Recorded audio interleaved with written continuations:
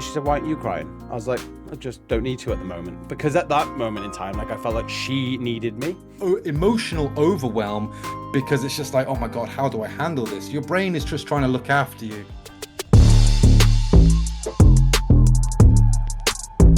Are women helping men's mental health? It's such a big topic, and we advocate for it in this channel as men's mental health. And why are we bringing it up today? Because yes, men need to talk, men need to vocalize and communicate exactly why they've got men's mental health issues, and we need to have that without less stigma.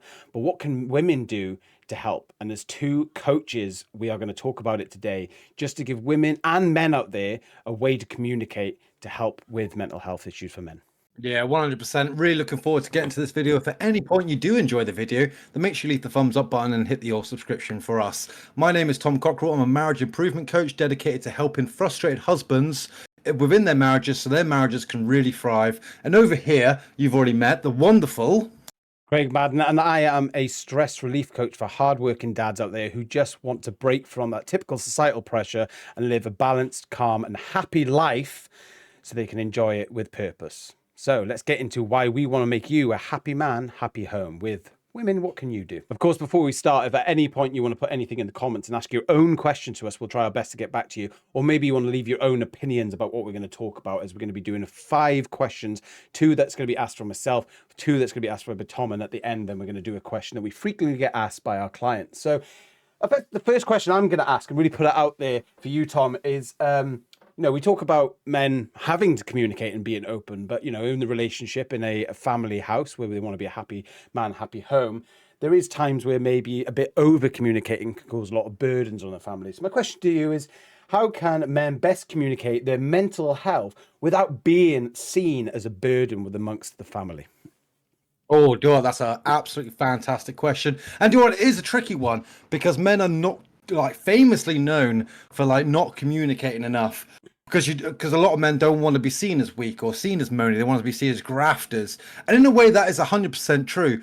But guess what? At the times where life or a situation is really eating away at you, where you do sort of crumble down, you're eventually going to have to talk about it, because your wife, your darling, or your girlfriend will know exactly that something is wrong with you. And the fact you're not communicating about it, her mind would instantly go to, there's something something wrong with me. He's not interested in me. Her mind will go to the worst case scenario to think what you're thinking. So I think it is important to definitely communicate at the point where you feel like it needs to be shared, like it needs to come off your chest, because she will pick up on your negative energy.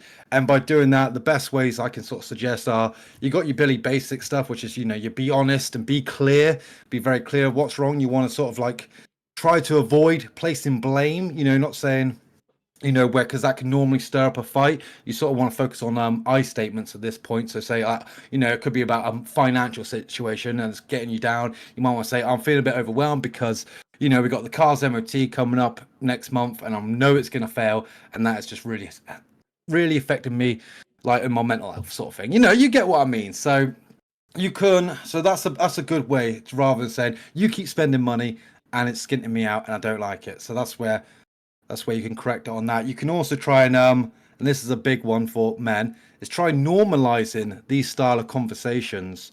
So the more you sort of pick up on what's going wrong with you, mentally, if there's especially a reoccurring situation that eats away at you, you'll find that those sort of start to dissolve if you start normalizing your mental health. And that doesn't mean you go to the fridge, you're out of milk, and you need to get really emotionally overwhelmed by the fact that there's no milk. Because those are sort of situations that they're easily manageable. I'm talking about the big stuff that really eats away at you. The more you sort of normalize your thoughts and feelings on it, the more supportive your wife will be towards it, more understanding, and be more willing to help. And don't forget as well to express what you need from her. If you tell her, you express what you need from her, and not just what you're struggling with, but what you need her for you to do to overcome it, the more likelihood is she wants you to be happy as well. It's not just about her, it's also about you. So she's going to want to carry out those actions, those successful actions, to make you feel better. Now, the big one again, a big one for men, and definitely something that I've seen countless times again, that men have the absolute worst timings of expressing their thoughts and emotions because it builds up, they get angry about it, and it's when they get angry, they're heated argument, and that's normally when all your frustrations, your struggles comes out, and it's straight to the blame, straight to the criticism, straight to everything. So picking the right time to avoid that sort of conflict, to avoid the sort of arguments, is definitely a key one, Craig. I like that. Yeah. And any sort of counterpoints to that one that you can think Yeah, of? I like that the I statement thing definitely, because it's not we, and it's we and like putting the her into like are we having those issues? It's like I am struggling because of this. It's not because of you, etc. It's because I am having this issue. So I really like that thing. I think it's definitely something that in coaching you sort of end up doing subconsciously when you start talking to your wife, your partner, your kids, whatever it may be. You do start to use the I, and it's so important. So I did like that. That stuck out for me definitely. Yeah. Yeah, love So what's it. next on the agenda? Right, so Craig, I've got a question for you now. Why would a man be scared to open up with a woman, and what's the best way to overcome it? That is a really good question. I think it's down into very many parts. Like, why would a man be scared to open up to a woman? I mean, we've got what I like to call sort of old masculine traits that we sort of feel like we can't open to a woman because we need to be seen as the stronger sex, in the fact where it comes to mentally. Like, we need to be there, that when they break or when they need help, we're there. And this is where we've gone wrong as we now modernize into a newer sort of modern version of masculinity, where I use two words and I think it's perfect: strong and compassionate, where you can use the strength of being quite, she's not happening. So I got an example. When I was going to my grandma's funeral, was it my grandma's funeral? My wife was crying at the time because she sort of got along with her quite well. And she asked me, she turned to me and she said, "Why aren't you crying?" I was like, "I just don't need to at the moment." Because at that moment in time, like, I felt like she needed me. So these were the strength come in. But when it came to the compassion, then when we got back and she sort of got over it, that's when I was like, oh, now I need you to help me. The reason though that men, I think in these days, and this is probably from really more interpersonal sort of statistics I'm using for speaking to clients, is that we're more scared is because of social media. Social media's got such a huge impact on the way men are reacting today. And you've got feminist movements, you've got a lot of movements for men, and they're so counterproductive. Sometimes you'll have one movement that says our men have got to be this way, and then you've got another movement saying men's got to be this way, and it could be counterproductive. So societal pressures really adds to that. So men may feel scared to open up to a woman because they may feel like demasculated or like less masculine, because they're opening up about something that may be seen as a little bit trivial to other people, but we're all different. But at the same time, then what can go wrong is that we're going sort of into your question a bit with the burden side of it, is that when men open up too much, it has been statistically proven that men feel like when they've opened up, they've been ridiculed or brought down. You look at like Will Smith, Kanye West, and stuff like that in the past, where they've broken down live on TV. Will Smith is a good example. He's speaking to his wife, and she is telling him about the time she's had an affair with him, she's cheated on him with one of his son's friends, only for then the whole internet to laugh at him because he broke down and he snapped. So see where the societal pressures come in there slowly. It's because men feel maybe they're neglected to go, oh, I don't want to open up. So that's definitely one reason to like why men may feel like that, is the societal pressures. And just another one is that we don't want to. We are natured in men, and we are grown and built and configured in a way where we actually want to support and be protective. And we feel if we're pushing too much issues and errors. So, for instance, an example of my old self, where going back to your not mortgage, right, MOT sort of analogy, there'd been a lot of times where I'd been worried about money, whatever it may have been. And I wouldn't have brought it up to my wife because mainly I just didn't want to worry her. It wasn't because I, was hiding it from her thinking, oh, she's going to be pissed. It was more of like, I want to hide it from her because I don't want her to carry the burden I'm carrying. And this is where we go wrong. So why can't I have communicated? And this is where we go, how do we overcome it? Now, I don't have to sit there to my wife and make like, oh, an MOT's coming up, but I haven't got enough money to pay for it back then, or like whatever it may have been. It would have been a lot more stuff than that, I can tell you and assure you. But we use the MOT just because we're talking about it and we've used it. It'd be about like, okay, we've got an MOT come up, and having a conversation with her in a collapsed way where it's actually it's not it's actually productive, not counterproductive, and it's not passive. It's like we've got an MOT coming up, by the way. Should we just sit down and go through our finances and just see what we can cut? And so it's a bit more of a like an actual talk instead of, oh, I'm just petrified about this MOT coming up. I'm really scared about it. So like that's where you can overcome it, is because then you might be a bit scared to open up to it.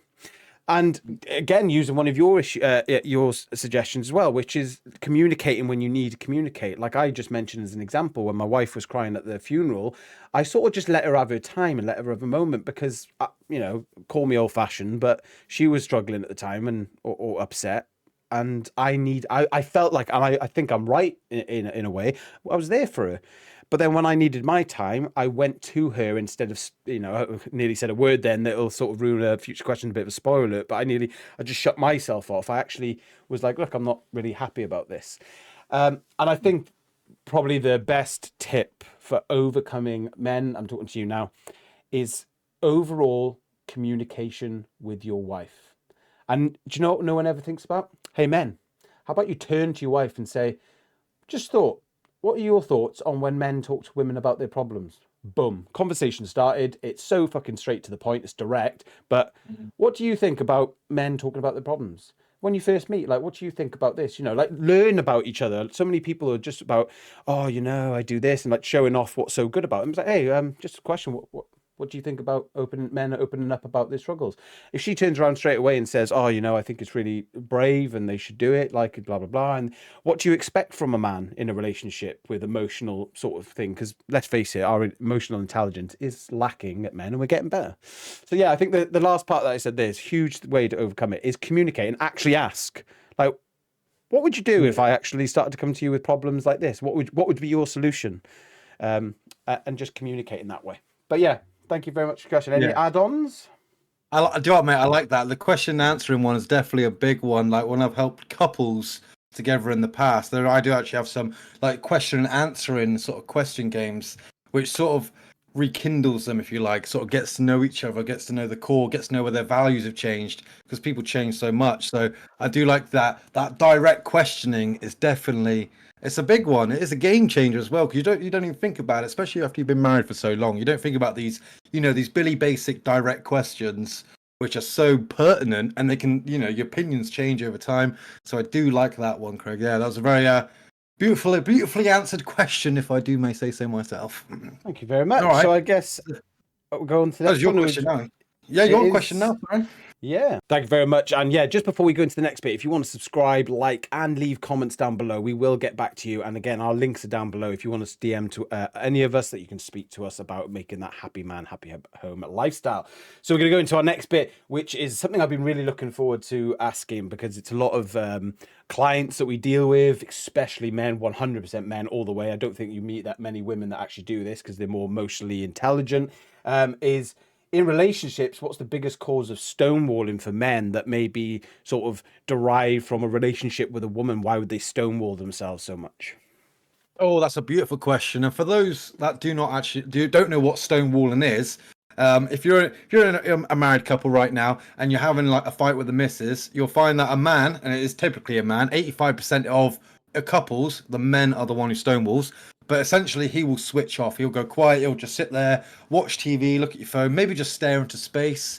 You are completely gone. What that is you are in an argument and your psychological barrier is kicked in. You are no longer there. Your heart rate is elevated. You're feeling hot. You have gone into the old fight or flight or freeze sort of situation here. So that's what stonewalling is. Like I said, 85% of men do stonewall in relationships. I'm a big stonewaller if I'm in a row with my missus, because guess what? Everyone has a fight in marriages. It's always going to happen. You ain't going to change it. It's about how you handle a fight, which will be a whole nother class later on. So make sure you subscribe. But I tell you something, but the stonewalling side of it, what can cause it? Now, I find, and what I've dealt with, and when I've spoke to people who do stonewall, it's fights about the same sort of thing that happens. If they know, right, the wife's worked up about something, she's emotionally upset, that he knows that anything he says is probably going to be the wrong answer, so he knows he's just going to stonewall, because he's like, oh shit, I'm in trouble here, so I'm just going to switch off. Like I said, he can't control it. And when you are stonewalling, your other senses are actually really lower down. So which means when she's talking, you're not really listening. Again, you can't help it. Don't blame yourself. Explain this to the wife as well. Explain to her that you're stonewalling, like, or what stonewalling is, so she understands. That's also a big little side tip there. But it does become from like a bit of an emotional overwhelm, because it's just like, oh my god, how do I handle this? Your brain is just trying to look after you.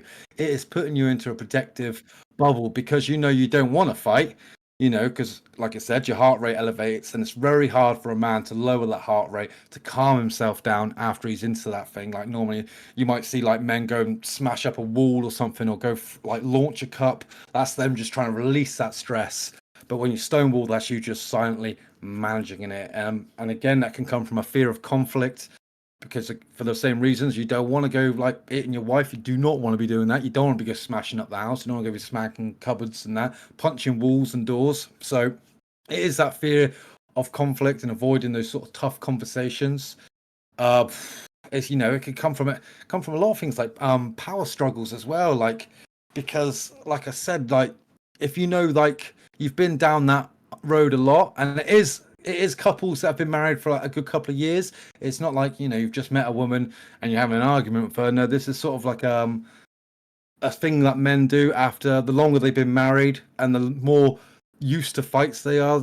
They will stonewall more commonly, and again, sometimes it is a good way just to sort of burn out time, so she can calm down. You've switched yourself off, and you can calm yourself down, and then you can make the correct repair attempts to fix that argument. So that's the biggest cause of stonewall, is the emotional overwhelm, Craig. And it is, like I said, you can't help it, you can't control it. When you're in the thing, you really have to psych yourself out of it, and realize that you're doing it. Because when you realize it is a massive game changer. When I first learned stonewalling and we had an argument with the wife, I was almost like excited about it, because I learned all about the conflict in arguments, all about criticism, contempt, defensiveness, and stonewalling, and the belittling and that. And it was absolutely like, I was almost excited for my next fight with a wife. And I remember stonewalling. I remember going, oh, this is it. This is the barrier. I like this. Keeps me safe. It's looking after me. And then when I explained it to the wife, she now knows. So she doesn't get pissed off as much when I stonewall, because a lot of women might get upset. Yeah, communicated about it, about this is what it is. Can't help it. Don't be mad at me for something I can't help. And she realizes that now and just leaves me be. Knows that I'm not really going to be much use of a conversation until after the calm down period's ended. So yeah, massive game changer, Craig. So yeah, thank you for that question. Any points? Are you a stonewaller, Craig? I've never actually asked this.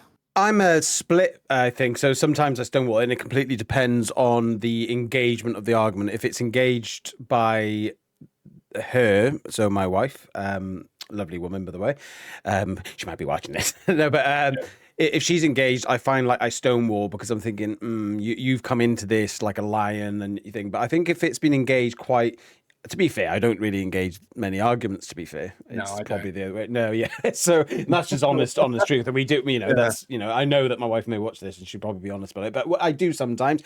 But I think when it's sort of a joint argument, we're just frustrated, which really happens now, but it used to quite a lot. Then I think I'm a little bit more, let's talk about this, let's communicate. But yeah, you're right. When it's not engaged by me, quite a lot of times, I'll probably stonewall. But now I know about it, and that's what's good. Like, you're definitely right. When you know about it and they know about it, they just have their little tiffy and they go off and they're angry because they want to sort of get that rage up. But then when they eventually calm down, it works for both parties. So yeah, it's definitely good to know about. Yeah, 100%. And my last question for you, Craig, is what's your go-to calm down method when the family are getting under your skin? I really like this, actually, because there's so many methods out there, and it's unreal. Like, honestly, when I first started learning and really delving myself into like the therapist side and the therapy side of stress, I was like, wow, there's a few there. And then I found out how many there were, and it's just so many that men just don't understand. And like, I think it's quite an issue, actually, and a problem out in the world, that men just don't understand how many techniques there really are. And it completely depends, obviously, on situation a lot of the time. But there is a generic guide, if you'd like, where it's things that, most occasions, and I talk to the majority, are going to be able to do this and just be able to calm themselves down. The first thing is boundaries. So that's your work-life boundaries. It's having boundaries with your wife, and I know that sounds really controlling, but it's not. It's having boundaries with your wife, your children, and your work. how long can I work? What's my work? These are my boundaries. Doesn't it stops there. Having boundaries with your wife. I'll spend time with you. I'll do my stuff with you, but I need my man space. I need to go and do stuff with my friends, whatever it may be. And me and Tom do the same thing, and it's the same with the kids, right? One of the biggest things I think, which is really good when your family's getting under your skin. Now, I'm taking that as in they potentially stressing you out because the kids could be playing up. The wife might just be a little bit angry or going through her own issues. Is first of all, take yourself away from the situation. Sounds easy. And a lot of people say, yeah, you should be in my house. You can't. You can. You can take yourself away from the situation. And it could be the stupidest excuses. To give you an example, a recent client, I won't say his name, but a recent client who was talking about that, he said, yeah, sometimes I do argue and I just want to get away and just leave the situation. Stonewall, pretty much. And I was like, okay, so what do you do? And he's like, well, it's just, I was like, just say I'm going to the toilet, mate. And I know that sounds stupid, but that is so simple. He's like, well, I don't need a toilet. I went, yeah, I get it. Go to the toilet and just go and sit there for 15 minutes. If it's looking at the mirror, sitting on the edge of the bar, sitting on the toilet, but not actually doing anything on the toilet. And just don't go on your phone, by the way, because it's pointless, because you'll just do the next best thing, which is, going on Instagram and looking at all the fun around the world. But just sit there and think about the things that you're really angry about. And this is something that worked with somebody else, right? So this depends on your situation. But if you are a father with a family, so I'm talking about family man, then sit there and think about, I'm angry at my kids at the moment. I'm angry about my wife. Work's a bit of a problem. And work's a different story. But your family, especially, think about how amazing it is to have that family. Think about when you come home, you get to see your kids. You get to love your kids. You get to hug your wife. You get to love your wife. Think about the men out there that haven't got that situation going on at the moment. Think about the men out there that have no family or wife, and they are in the world thinking that's the best alternative. Oh yeah, but I get to sleep with who I want. What an empty life you must live. And it's true, because a lot of men get to the end of their lives. I think it's 93% recently recorded in the USA and Canada, including UK, which is 88%, which is they regret not spending enough time with the family, or better yet, they regret not having a family and never really tasting that thing, because men are put onto this world to want to care, protect, provide. It's literally in our bloodline. So when you even go into work, it's because you were trying to protect and provide for yourself. And it just doesn't work for us. So taking those 15 minutes and thinking about what you've got, positive affirmations, like I love my kids and stuff like that. Then when you go back down to the family and they're still annoying you, then this is where you can open communicate with them again, like we've talked about quite a few times in this session. But it's like communicate with them. But now you're communicating in a different light. You're not communicating angrily and out of spite. You're communicating in a way of, I actually love my life. I love having you around. But right now you're winding me up. That doesn't take the sternness away from it, especially with your kids. Like, kids need discipline. Kids are literally like growing human beings. You cannot just go, yeah, do what you want. You're perfect the way you are. I just really want to bring that up because it was in a school recently. Perfect where you are, yeah? So why are you going to school then? If you're ready, you need to grow. But definitely discipline with your kids. One other thing I wanted to mention about a calm down method. And do you know what? I generally do this, and I can't thank it enough. And it is generally, and I honestly, I think it might get Tom to giggle a bit, maybe. And maybe you at home to giggle a bit. There's two things, right? All humans, by the way, talk to themselves. It's a fact. It might be internally, it might suggestively, it might be subustion, it might be different ways that you can communicate with yourself. And by subustion, I mean loud and quite, you just walk around the house chatting to yourself. That is one way where we can talk to ourselves. It's almost like that inner self. But one thing about that, journaling, like I promise you, one coach that I had, because I'd be a hypocrite if I didn't have a coach in my life. One of my coaches that I had, they sent a book, like a self-care journal sort of thing, and you just write down like what annoyed me today, and you just write it down. This annoyed me today. What was stressing you out? What's going to stress you out tomorrow, do you think? And you write them down. And I tell you what, since I've done it, I don't know what it is. It is like gliding around the house almost. I'm not walking around and tapping. Like, don't get me wrong, I still get frustrated sometimes. I still have a panic sometimes. I still get angry sometimes. Unfortunately, I'm human, and it's just the way we are. We're built. It's about the aftermath.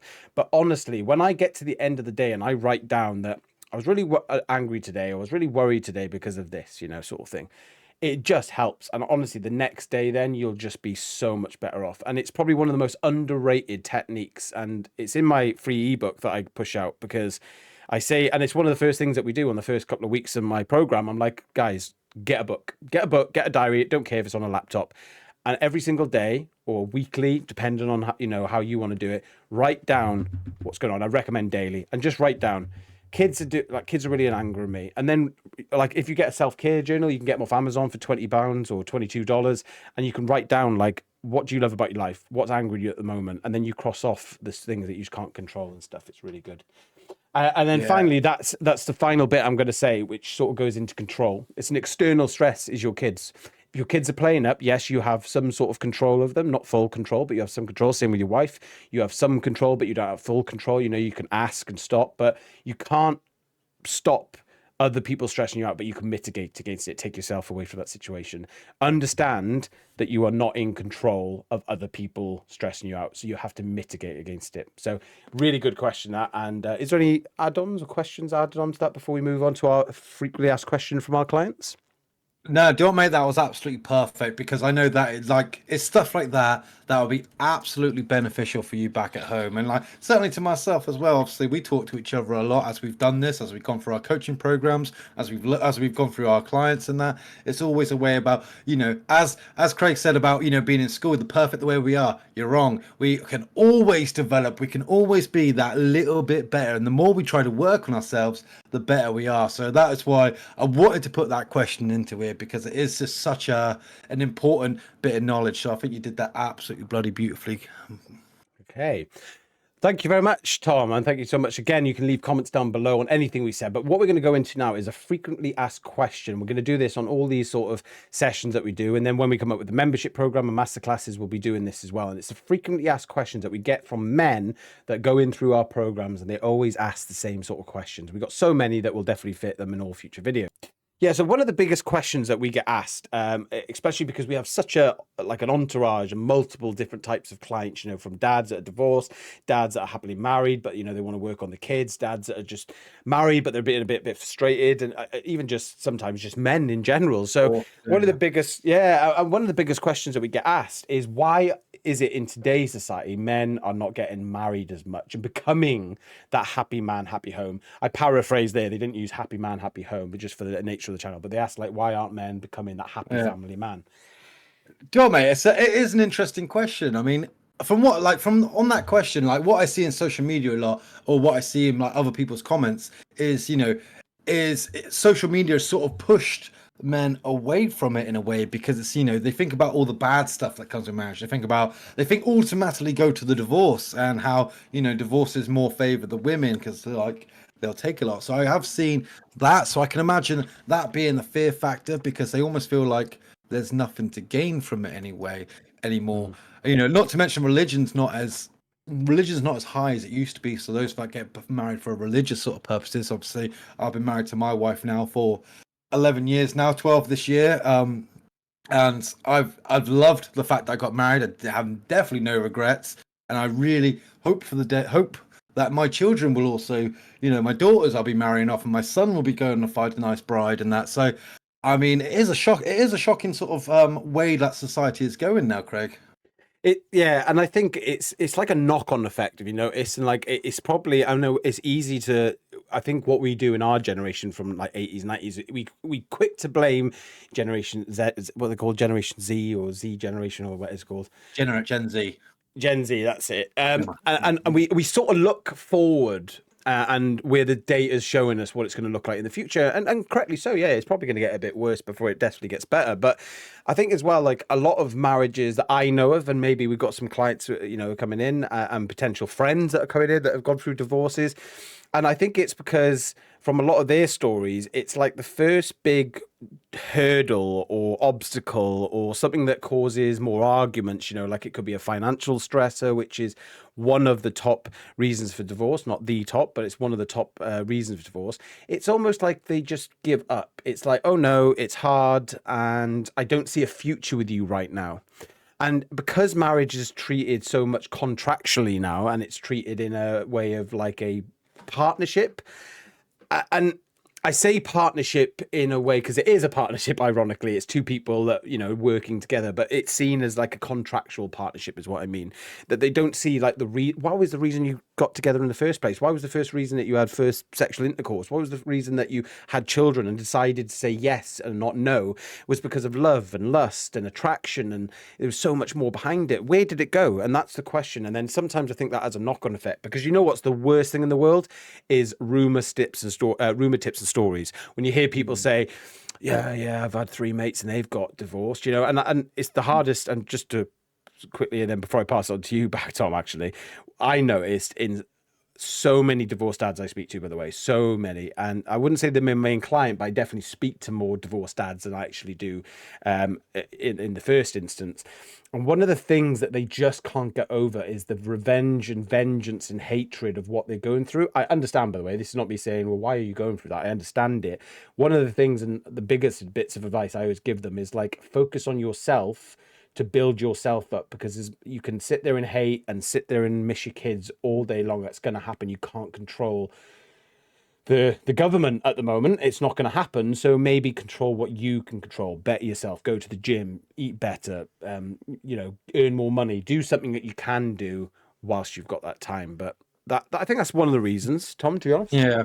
Nah, I think yeah, that's one of the reasons. I fully agree with that. And do what I like what you said there as well, because it is relationships and marriage, and that it is all mindset. It's like you said about why did you get together in the first place? Why did you first decide to have sex? Why did you first decide to have children? Like marriage, relationships, it is all just a mindset thing. I mean, and I might get some stick for this one, and I might not. Let us know in the comments. But I hate the phrase, I've just fallen out of love. Like, you don't fall out of love with someone. You can choose to fall out of love, but all you are is just your mindset's just drifting apart. You've disengaged. You're separating your certain distances, and all you need to do is refocus your mind and choose each other, because it is a choice. You choose to love your wife every day, or you choose to love your husband every day. That is just the way it goes. And I'll tell you something. I think that again is one of the major things as well, because mindset is definitely drifting from now. I mean, let's look at ladies for a sec, for a moment, and just say, women are becoming a lot more career minded now, and having a kid and having a husband, or having time to go find a husband and time to settle down for a baby, is becoming a lot thinner, because families now aren't back what they used to be back in the day, where it was a housewife with the children, and the man would go to work and he would earn enough to be able to provide for a whole family. These days you sort of need a working mum and a working dad. So it is like, that's just the way the country has unfortunately turned, which again will have a knock-on effect, because then people, you'll probably find that like you've seen a lot more single people in their 30s, or they're just on Tinder and just having one nighters, or just casual relationships, but nothing ever hitting that deep sort of serious level of, where it is getting to the marriage and the deep commitment to each other. So mindset is definitely a major factor to play with there. Was definitely some sort of society pressures that are coming on. I mean, we've all seen the social media videos and all that. But yeah, I think that's it from me, mate. I think that's my big one for that. Is Yeah. There's lots of reasons, to be fair. There's quite a Yeah. few.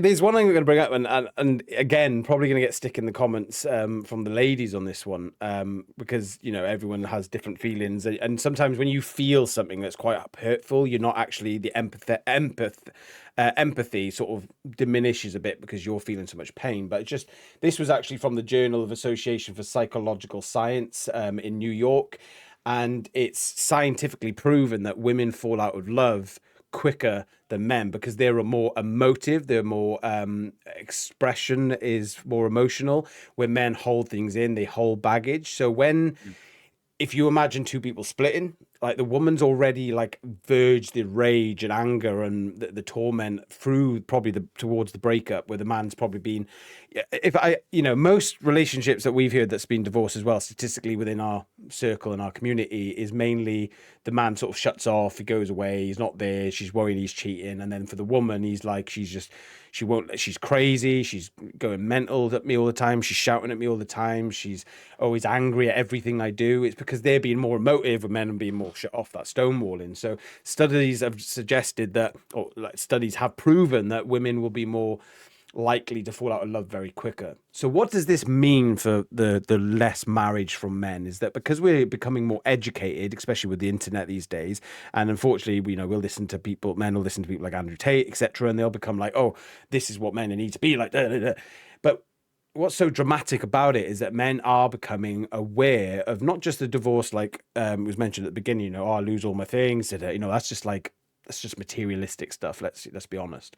Talking about love, men are so worried about losing something they've got. And not saying women, by the way, this is not saying women don't, but men are like panicky. And a recent poll again in I never say this one.